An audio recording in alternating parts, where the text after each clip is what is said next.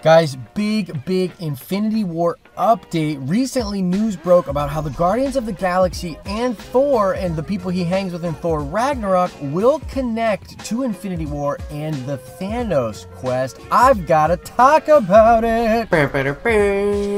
What is up, YouTube? It's Josh. This is the Den of Nerds. Hey, real quick, if you love the MCU the way I love the MCU, you're going to want to subscribe to this channel. We're going to be covering all of the different facets of the Marvel movies as we head towards Thor Ragnarok and Black Panther and then Infinity War and beyond. Oh, and if you're already subscribed, you might want to hit that bell. Otherwise, YouTube is not going to let you know when all of our videos drop. Now, getting right into this story, it was recently revealed in some reports that Thor Ragnarok and Guardians of the Galaxy are going to connect in Thor Ragnarok in a way that ties in to Infinity War. So I'm basically going to talk about what the news is, what it means, and then what I think is actually going on. So here's the interesting thing. There was a producer quote in a lot of articles that were circulating around the net yesterday, and it all kind of stemmed from something that happened on Screen Rant. Now, there was a producer on that movie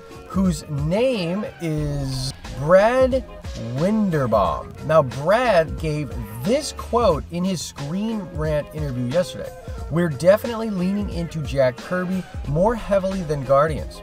There are elements of Guardians that will work their way into our film, both stylistically and narratively. In that sense, like all the Earthbound heroes feel like they're living and breathing in the same air. Certainly now that we're in space, it feels, in a very MCU way, that we're living and breathing in the same air." Now, the report and a lot of different articles focus on different things that were seen during a set visit to Thor Ragnarok. This includes an image of the Gauntlet, some art and concept art of the Milano, the ship from the Guardians of the Galaxy, the Collector, and different things like that. On a side note, when I watched the Thor Ragnarok panel at San Diego Comic-Con, there was something that Jeff Goldblum said about being Benicio del Toro's brother that really felt like a red flag for me, and I kind of think Benicio del Toro will show up in Thor Ragnarok, which will be very interesting. So they're talking about connections to the cosmic characters. So what does this exactly mean? Well, I think that they're setting up a scenario in which what is happening out in the galaxy will obviously run its course through the fabric of multiple films. Like, that quote really speaks to how the way they're connecting the Earthbound heroes is going to be mirrored out in space. Now, we know in Thor Ragnarok that it's almost like a buddy cop movie, and I think there's going to be road trip elements where we will visit different planets, not just through the eyes of Thor, but maybe with Heimdall, maybe with Hela, maybe with Tessa Thompson's Valkyrie, and different things like that. So it's only natural that as those characters are moving around different parts in space, there will be connections felt to Guardians of the Galaxy, which, you know, to be completely fair, started out the, I guess, genesis of what the cosmic side of the MCU was going to look like. So we've heard reports that the Collector will have a scene with the Broker, who is from Guardians of the Galaxy 1. And like I said, it's heavily rumored that Benicio del Toro will be in there as well. So I think this is kind of natural. You know, it's almost a non-story because it makes so much sense that they would tie those characters together in stories out in space. But let me kind of explain, maybe at a deeper level, what I think will actually be happening and how this is all going to head towards Infinity War. I've kind of touched on this in other videos, but the main thing is I think you can think of the collective galaxy as the Wild West.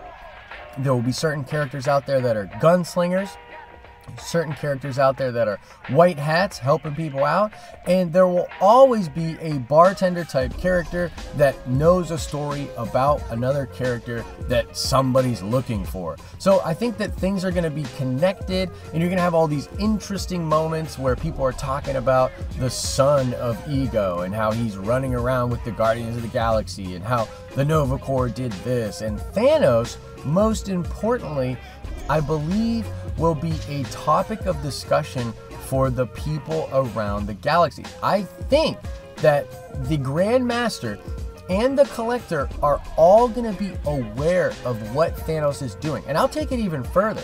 I think that the quest that Thanos is on is going to be a rumor that is discussed at watering holes and cantina-like places all around the galaxy. I think people know what is going on, and they're either going to get out of the way or they're trying to get their loved ones and get, out of there. I think that that's pretty interesting. I also think that talk of Earth and the Earthlings themselves are going to start to make noise. I can see someone literally being like, hey, that new Sorcerer Supreme did this, this, and this. That's pretty crazy.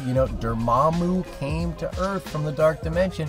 Isn't that pretty nuts? You know what I mean? Like, almost to what they did with the Stan Lee character and the Watchers, but like in a much more organic, character-based way. So they're gonna have all these different scenarios where the relevancy of Earth is well established, the drama of Asgard could be a talking point.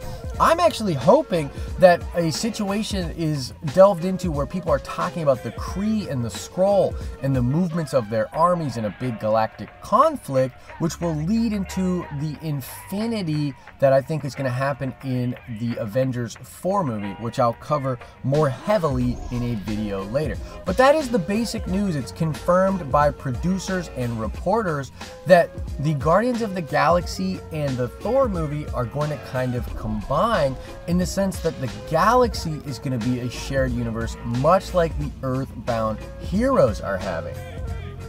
I think this will be established in both parts of the film itself, even if it's just little name drops, but I also think it's going to be established in post-credit scenes, which I am expecting more than one of for Thor Ragnarok.